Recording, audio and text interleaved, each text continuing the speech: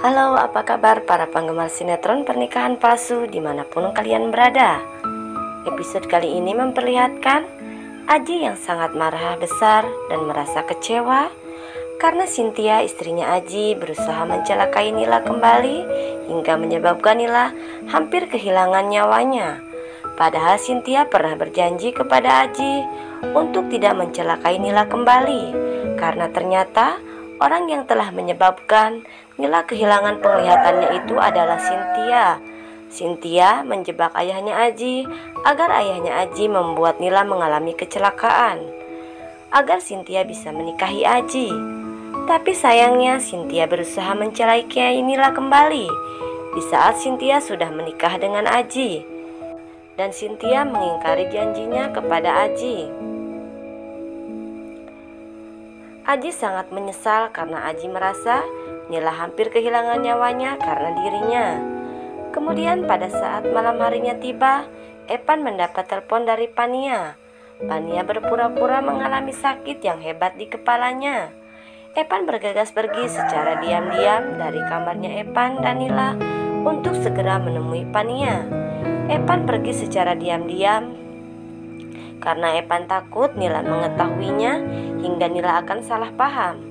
Pada saat Epan membuka pintu, Nila terbangun. Nila segera mengejar Epan. Akan tetapi Epan tidak menghiraukannya. Nila sangat cemas karena Nila tahu kalau Epan pergi dan tidak meminta izin kepada Nila. Kembali saya ingatkan, jangan lupa subscribe terlebih dahulu dan saksikan tayangannya sampai akhir agar tidak terjadi kesalahpahaman tentang alur ceritanya. Sesampainya Epan di rumah Pania, Epan melihat Pania yang tergeletak tak sadarkan diri. Padahal Pania hanya berpura-pura untuk mengelabui Epan. Epan sangat panik melihat Pania, hingga Epan akan membawa Pania ke rumah sakit. Akan tetapi Pania menolak untuk dibawa ke rumah sakit. Dari situ Epan mulai curiga kepada Pania. Epan yakin Pania cuma pura-pura sakit, hingga akhirnya Epan mengetahui kalau Pania tidak benar-benar sakit. Epan sangat marah besar kepada Pania. Epan bergegas pergi dari rumah Pania. Akan tetapi Pania melarang Epan pergi karena Pania ingin bersama Epan. Pania pun terjatuh dan menabrak lemari di rumahnya hingga kakinya tertimpa oleh lemari itu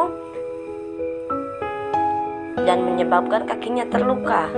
Epan segera membawa Pania ke rumah sakit. Keesokan harinya neneknya Epan bertanya kepada Nila tentang keberadaan Epan. Nila mengatakan kepada neneknya Epan kalau Epan suaminya pergi dari semalam tanpa memberitahu Nila kemana perginya. Neneknya Epan mulai geram dengan kelakuan cucunya. Neneknya Epan segera menelpon Epan sambil memarahi Epan. Lalu neneknya Epan segera membawa Nila untuk menyusul Epan di rumah sakit, karena ia sudah tahu kalau Epan di rumah sakit bersama mantan pacarnya yaitu Pania. Sesampainya di rumah sakit, Nila mulai merasa kalau Epan tidak benar-benar mencintai Nila karena semalaman Epan bersama mantan pacarnya tanpa sepengetahuan Nila. Dan pada saat mereka akan pulang, tiba-tiba neneknya Epan kepikiran untuk memeriksakan kondisi matanya Nila ke dokter mata. Nila pun segera dibawa ke dokter mata di rumah sakit itu.